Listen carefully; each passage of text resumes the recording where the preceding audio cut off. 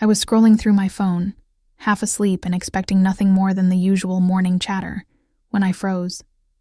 There it was, a message from someone I had trusted for years, someone I thought saw me for who I really was. I opened it, heart thudding, and immediately my stomach sank. The words were simple, almost casual, but they cut deeper than anything I'd ever felt. "You're so dramatic. Can't believe you're making this a thing." My hands trembled as I read it again, hoping somehow I had misunderstood, that autocorrect had played a cruel trick. But no, every word screamed the same truth. I had been dismissed, belittled, laughed at behind my back, and they didn't even care enough to sugarcoat it. A cold wave of disbelief swept over me. I had trusted this person with my thoughts, my feelings, my heart, and in a single message, they had reduced me to a punchline. I wanted to reply, to defend myself, to scream, but my throat tightened and my mind raced in panic and humiliation. How could they think so little of me? The betrayal wasn't loud or violent. It was silent, clinical, deliberate. But it stung more than any argument or fight ever could. For the first time, I felt the weight of being completely unseen, completely underestimated, and I realized that nothing would ever be the same between us again. I stared at the screen for what felt like hours, my chest aching, a mixture of anger, sadness, and disbelief bubbling inside me. That text wasn't just words. It was a verdict. And in that moment, I knew the game had changed. I wasn't just hurt, I was awake. The casual cruelty that had been brushed under the rug for years now demanded acknowledgement, and I couldn't ignore it. My mind swirled with memories of every time I had bent, compromised, and tried to be invisible to avoid conflict, only to be mocked quietly behind a smile or a laugh. And now finally the scales had tipped. That single text was a spark, a challenge, a warning. I could either shrink into the shadow of their amusement, or I could rise, quietly, deliberately, and make sure they never underestimated me again. The cold clarity of it settled in my chest, heavy but focused. This wasn't about overreacting. This was about being seen, being respected, and reclaiming what I had been denied. Every hurt, every snide comment, every dismissive laugh built toward this moment. And I realized then, staring at that message, that the story of us, of my life, my worth, my quiet resilience was about to change irrevocably, from the moment I decided it would. I couldn't stop thinking about all the little moments that had led to this. It wasn't just that text. It was years of feeling invisible around him, of being the punchline in his life. I remembered one evening at my birthday dinner, when I had excitedly told him about a promotion at work. I had barely finished and he laughed, slapping the table. "Wow, that's cute," he said, smirking. "Did you get a participation trophy with that too?" I froze, my fork halfway to my mouth, cheeks burning. Everyone else chuckled nervously, looking away, and I forced a smile, swallowing the lump of humiliation rising in my throat. Then there was the time I confided in him about a personal failure, something I had worked endlessly to overcome.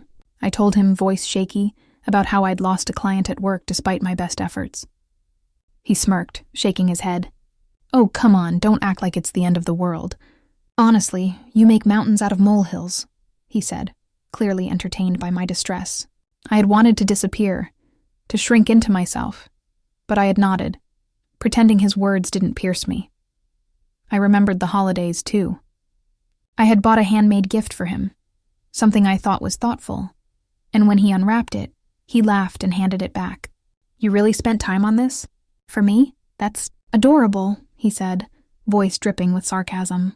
The humiliation was quiet, subtle, but it cut in a way that was sharp and enduring. Even casual conversations carried that same undertone. When I shared a personal achievement, he would smirk and comment on how small it was compared to what others had done. "Well, at least it's something, I guess," he'd say, eyebrows raised, leaving me feeling like nothing I did ever mattered.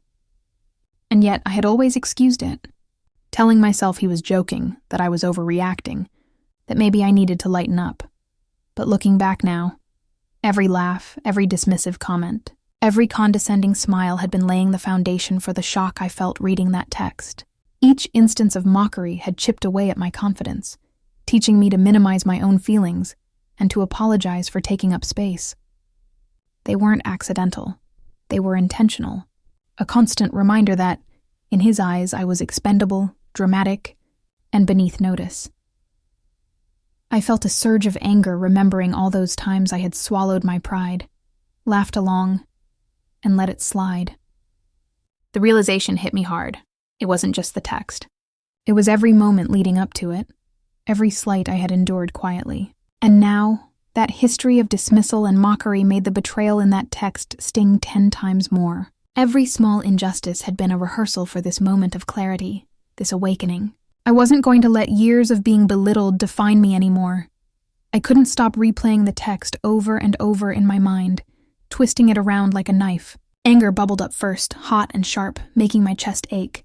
How could someone I trusted, someone I had leaned on, reduce me to dramatic with just a few careless words?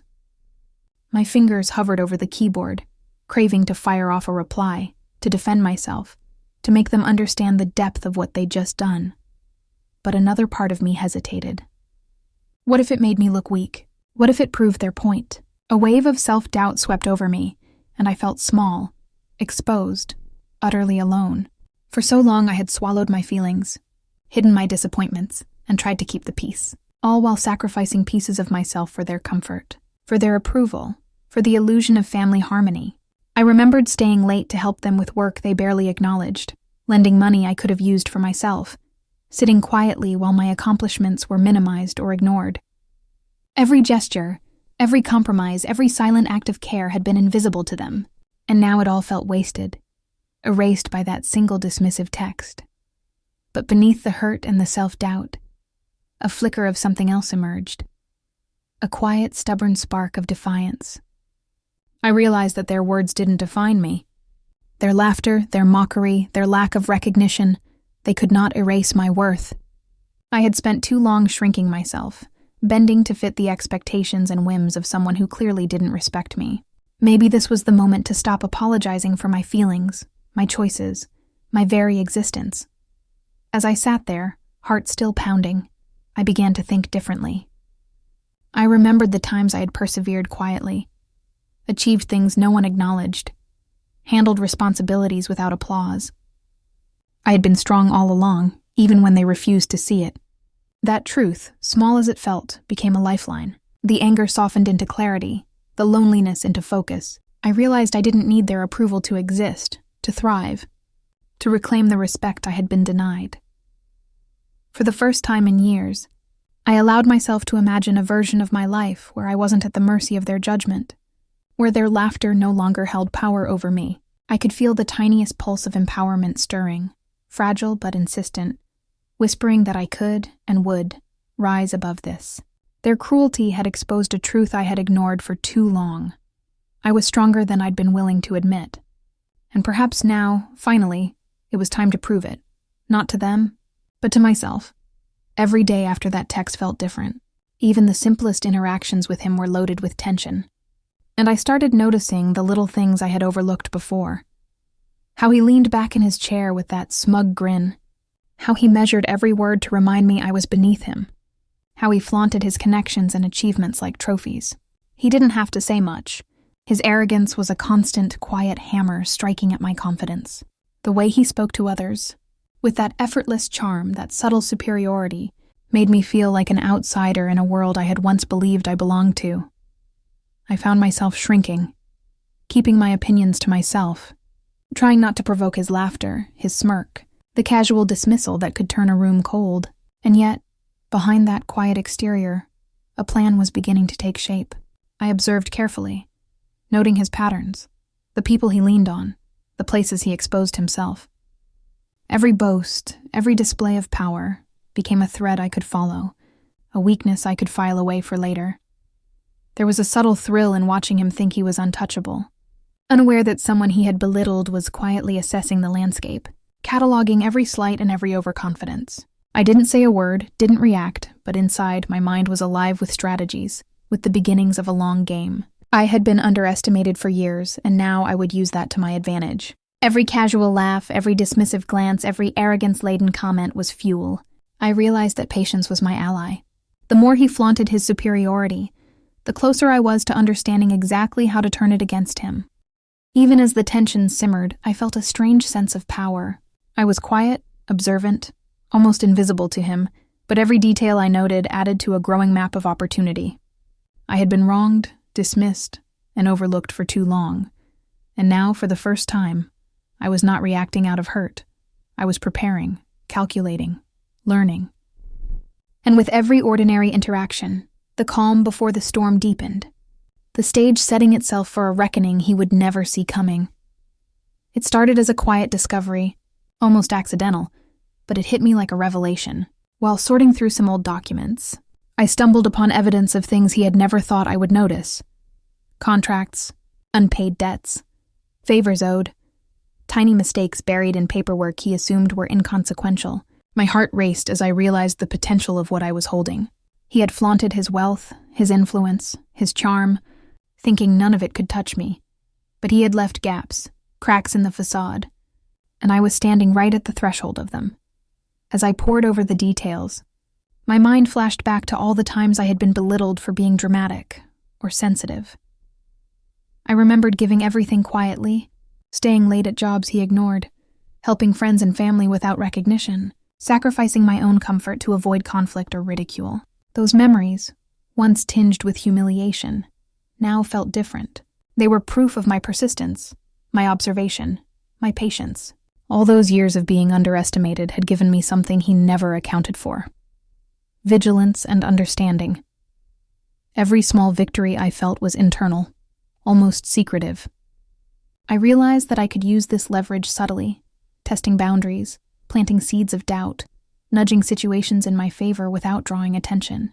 A missed signature here, a subtle correction there, a carefully worded question in the right meeting. Each small action started to chip away at the foundation he thought was untouchable. The thought that he would never suspect me thrilled me, a quiet adrenaline that surged beneath my calm exterior. I imagined the look on his face when the first domino fell, when he realized that I had been paying attention all along, that the dramatic one he had mocked was quietly turning the tables. I thought of all the times I had swallowed insults, stayed silent during his boasts, tolerated humiliation with a forced smile. That patience was no longer a weakness, it was preparation. Every overlooked document, every casually dismissed detail was now a tool I could wield. The anticipation built with every passing day. Even mundane interactions became a game of observation, cataloging, and small strategic maneuvers. I felt a sense of quiet satisfaction, knowing that the leverage he had thought irrelevant could change everything. For the first time, I realized I wasn't powerless. The scales were tipping, and I was finally holding one end. I decided to test my leverage carefully, choosing a moment where his arrogance would be most on display. He had invited friends and colleagues over for a casual gathering, full of self-congratulatory stories and subtle digs at everyone around him. I arrived quietly, keeping my expression neutral, listening as he flaunted achievements that I knew were slightly exaggerated, mistakes glossed over, and favors he had taken for granted. My stomach twisted with a mixture of anticipation and nerves, but I stayed calm, letting him speak, letting the room fill with his laughter and self-satisfaction. When the opportunity came, I slipped a carefully worded comment into the conversation, referencing a detail only someone closely paying attention would know, something he assumed I had never noticed, a small misstep he had tried to conceal. The effect was instantaneous. His confident smile faltered, his words stammered, and for a fraction of a second the room shifted. The people he had counted as unquestioning admirers exchanged glances, subtle but unmistakable, as if realizing that his perfection wasn't as flawless as he had claimed. I felt a quiet thrill, the power of being seen, the first taste of justice administered without drama, yet completely undeniable. I watched as his arrogance wavered.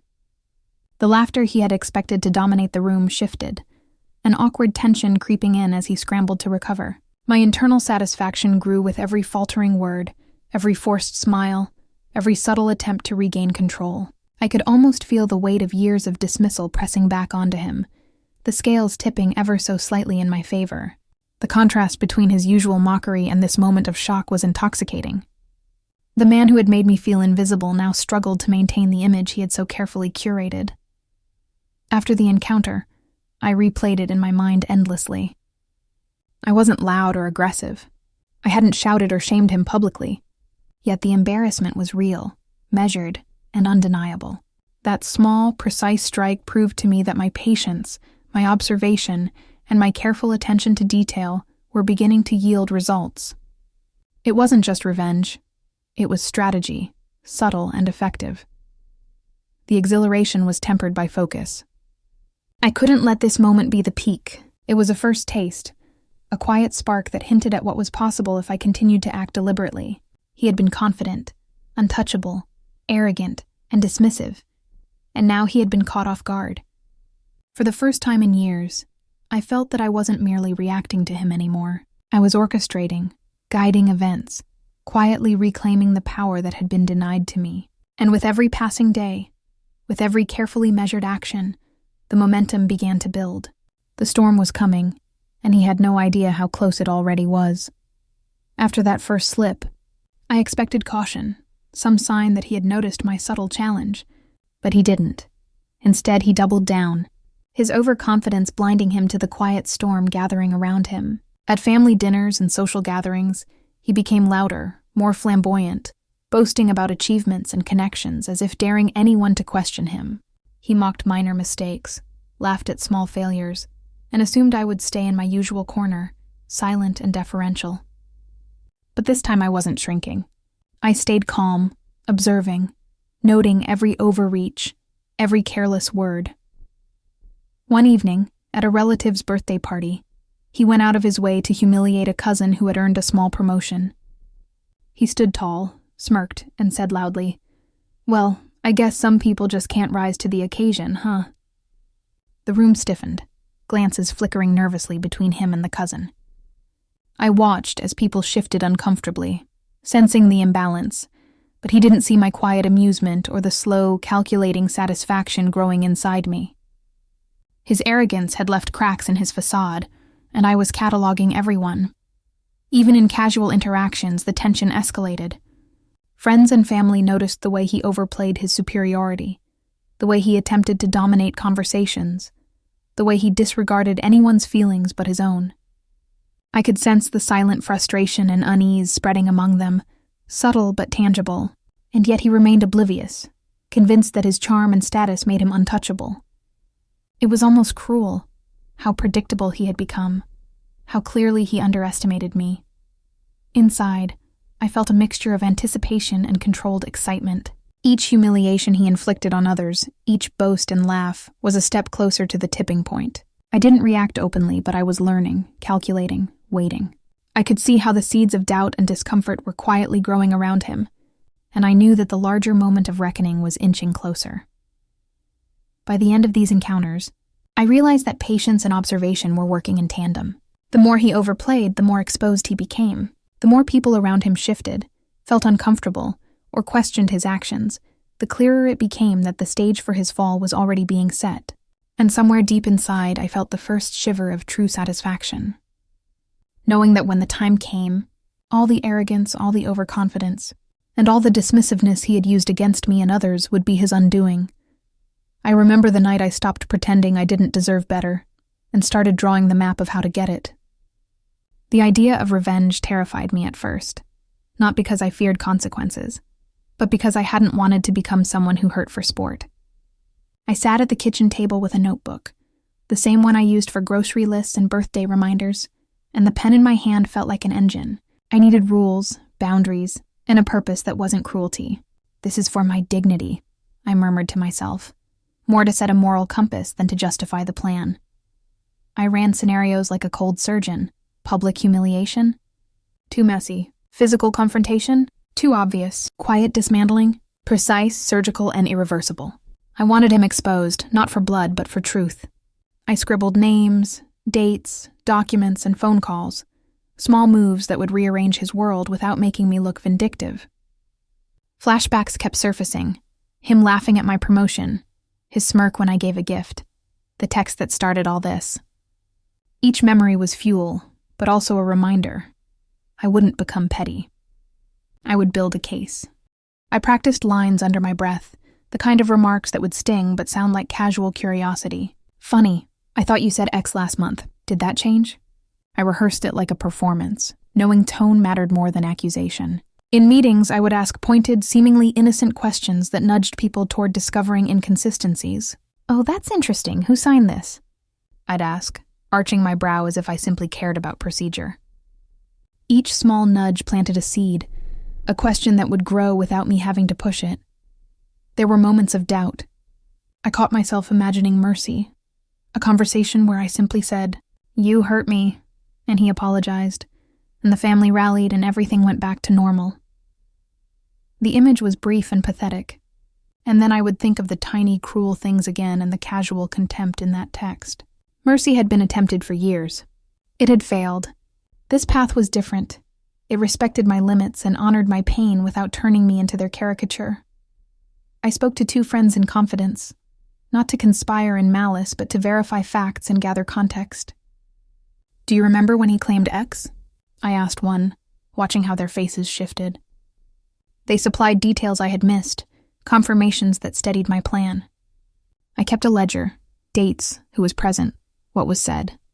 Each entry made my case cleaner and harder to dismiss as mood or overreaction. Documentation would be my armor. Evidence would be my language. By the time I put the pen down, my plan was not a single revenge but a sequence. A first public crack that would sow doubt, followed by a careful escalation that exposed financial or reputational gaps, and finally a moment of incontrovertible truth where he couldn't laugh it off. I wanted him to experience, in slow, undeniable stages, the same erosion of certainty he had inflicted on me. Not to humiliate for amusement, but to restore balance. I folded the notebook closed and felt steadier than I had in years. I had traded helplessness for intent. The storm I had been building was methodical, rooted in facts and quiet strategy. It was no longer about a text. It was about correcting a ledger of disrespect, one careful step at a time. I waited, patient and deliberate, knowing the first strike would feel small, but would quickly cascade into consequences he could no longer ignore. Soon, I let the plan breathe and watched as the first crack I'd created widened on its own. The second strike wasn't loud or theatrical. It was intimate and precise, the kind of moment that humiliated without spectacle.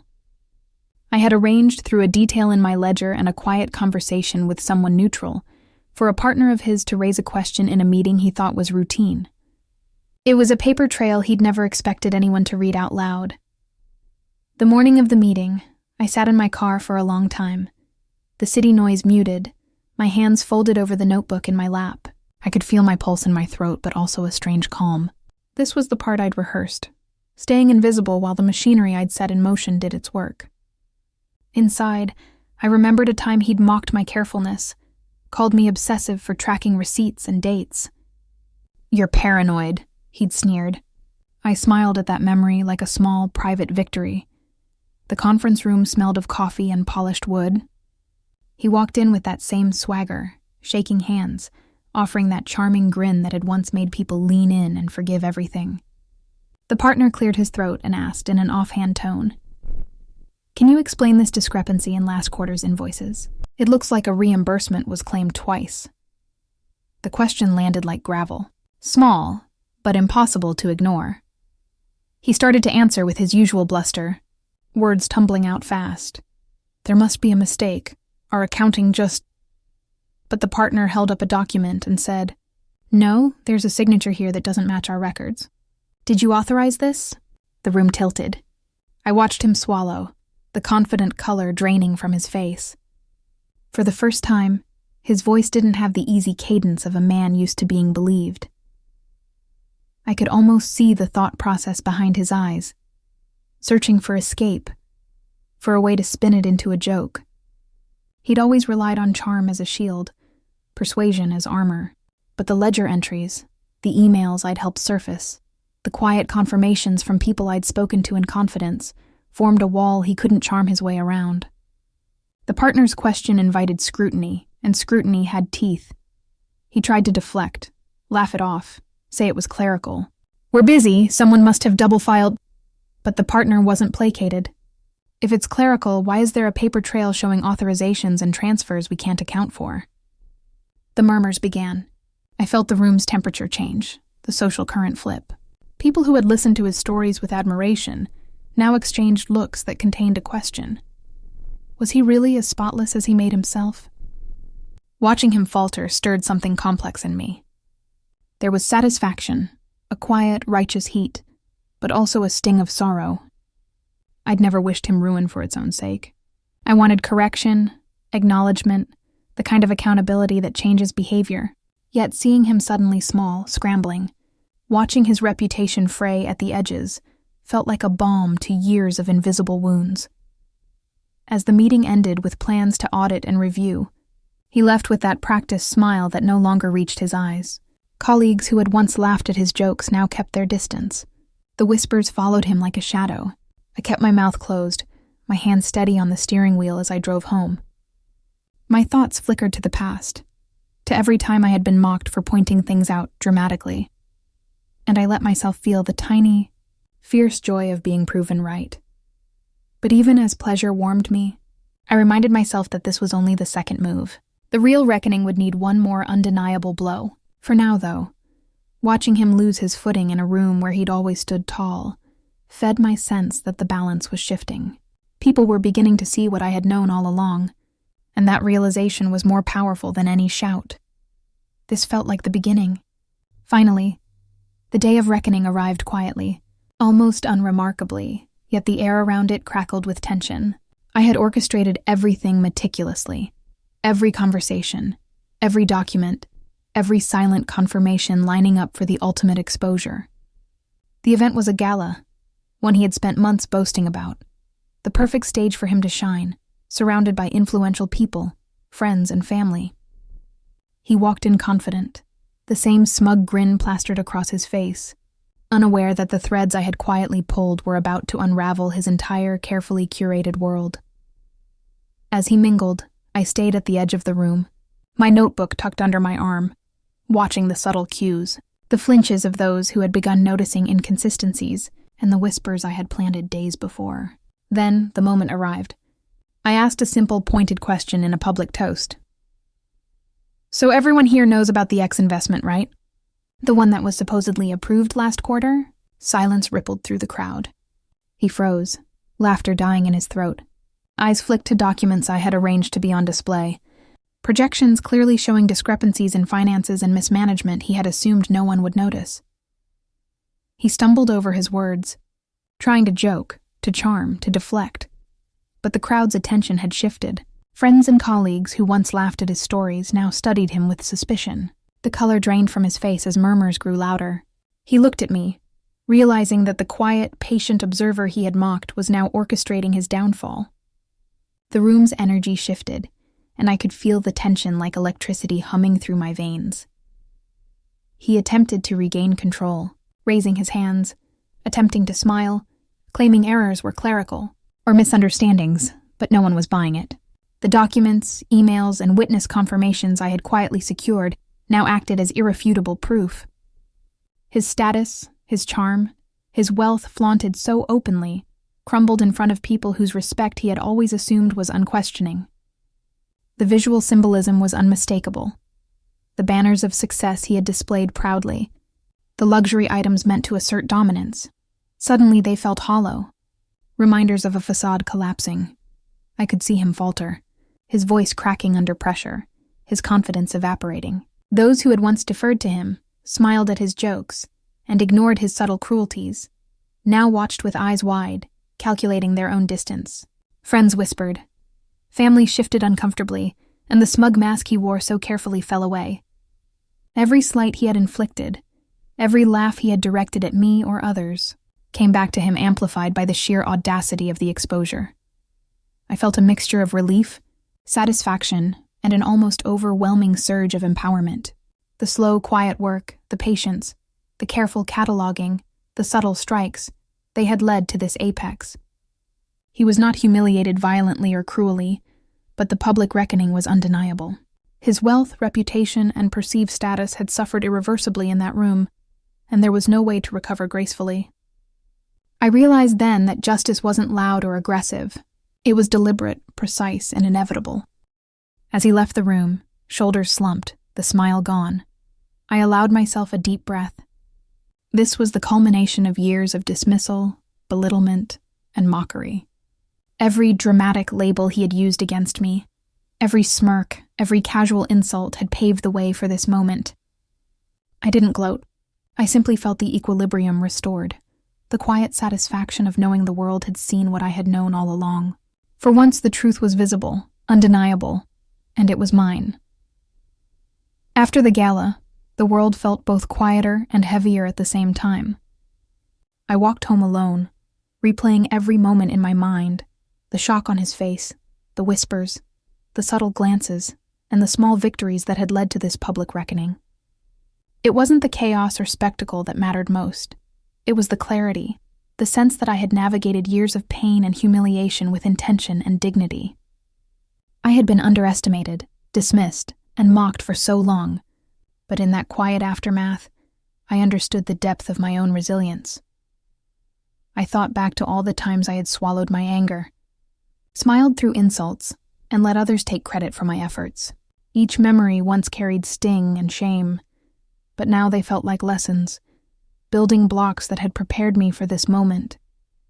I had learned patience, observation, and the power of subtle strategy. Most importantly, I had discovered that strength didn't require loud triumph or vengeance. It could be quiet, deliberate, and deeply satisfying. Sitting in my apartment later that night, I allowed myself to feel the full scope of relief. I wasn't gloating. I wasn't celebrating someone else's downfall. I was acknowledging my own journey, the choices I had made, and the self-respect I had reclaimed. There was a bittersweet undertone, too, a recognition that relationships had been fractured, trust had been broken, and the world was no longer the same as it had once been. But that was acceptable. Growth often comes with loss, and what remained was empowerment, clarity, and a renewed sense of who I was. I reflected on the balance of justice and morality. The plan had been precise, careful, and necessary. I hadn't allowed anger to rule me, but I had allowed truth and fairness to guide me. There was satisfaction in that, a rare and steady satisfaction that replaced the hollow thrill of petty revenge. I could finally acknowledge the hurt without letting it define me, and that awareness felt like freedom. As I closed my eyes, I realized that the journey had changed me in ways that were both subtle and profound. I had learned to value my own voice, to trust my instincts, and to protect my worth without compromise. The lessons were not just about him or the humiliation he had caused. They were about me, about patience, intelligence, and the quiet power of perseverance. And in that quiet reflection, I felt a weight lift, leaving only calm, empowered clarity. In the weeks that followed, life settled into a new rhythm, quieter but richer. I noticed the subtle ways people treated me differently, friends reaching out without hesitation, colleagues seeking my input, family members pausing to listen before speaking. It wasn't flashy, and no one made a grand announcement, but the respect I had long been denied now came naturally, effortlessly. Each interaction, each acknowledgement, reinforced the contrast between who I had been and who I had become. The one once dismissed and mocked was now quietly recognized for her insight, patience, and strength. Small victories punctuated the days. A friend returned a favor I hadn't expected. A financial opportunity came through because people trusted my judgment. A heartfelt message reminded me that my sacrifices had never gone entirely unnoticed. These rewards weren't trophies. They were symbols of dignity reclaimed, proofs that my careful, patient approach had paid off. I felt the weight of past humiliation lift, replaced with a quiet pride and contentment I had never allowed myself before. Even the antagonist's absence from these moments highlighted the contrast. Where he had once dominated rooms, demanded attention, and dictated perception, I now moved through spaces with calm assurance. The balance had shifted. I didn't need to assert power or remind anyone of past wrongs. The recognition came organically, born from my own strength and consistency. I smiled quietly at the subtle triumphs, knowing they carried more meaning than any public spectacle. The journey from being overlooked and underestimated to being trusted, valued, and respected was complete. And this time, the respect was genuine, earned through patience, strategy, and unwavering self-belief. The fallout didn't stop with him. At family gatherings, whispers replaced laughter, and eyes that once avoided mine now watched the space he had dominated. "I can't believe he mismanaged everything," one cousin muttered over dessert, shaking her head. Another chimed in, "All those favors he bragged about?" The shift was subtle but unmistakable. His arrogance had been a pillar for others to lean on, and now the cracks spread, leaving everyone unsettled. I overheard a friend say, "I guess we all saw a different side of him," and I felt a quiet satisfaction. The same people who had laughed at my small victories now saw the consequences of dismissing someone underestimated. It was karmic in the purest sense. Years of mockery, belittlement, and selfishness had reshaped the social order. Every sideways glance, every awkward pause in conversation reinforced that the balance had shifted, and that justice, long overdue, had quietly arrived. I sat alone that evening, the house calm, the city lights flickering outside the window, and I let myself finally breathe. The tension that had lived in my chest for years, the anxiety, the self-doubt, the silent humiliation, had lifted. I thought about every slight, every laugh, every moment I had been dismissed, and I realized something profound. I hadn't just endured, I had learned, grown, and transformed. The journey wasn't about revenge alone. It was about reclaiming myself, my dignity, and my voice. I reflected on the patience it had taken, the quiet observation, the deliberate steps I had planned without drawing attention. Those years of being underestimated had been painful, yes, but they had honed a clarity I would never have found otherwise. I had learned that strength isn't loud. It's measured, strategic, and deeply rooted in self-respect. And now, as I considered the subtle victories, restored respect, renewed trust, quiet acknowledgement of my worth, I felt a deep, unwavering satisfaction that didn't rely on anyone else's validation. There was a bittersweet undertone, too, a recognition that not all wounds could be erased, and that some relationships were irrevocably changed. But the empowerment I felt wasn't diminished by loss. It was amplified by understanding. I had finally become the person who could withstand mockery, claim what was mine, and move forward with integrity and tact. In that moment of reflection, I allowed myself a smile, small but sincere. I had turned hurt into insight, dismissal into determination, and underestimation into quiet triumph. And as I looked ahead, I knew I would carry this strength forward, unshaken, resilient, and fully aware of my own worth. I wasn't just surviving anymore. I was living, thriving, and empowered in ways I'd only dreamed of before.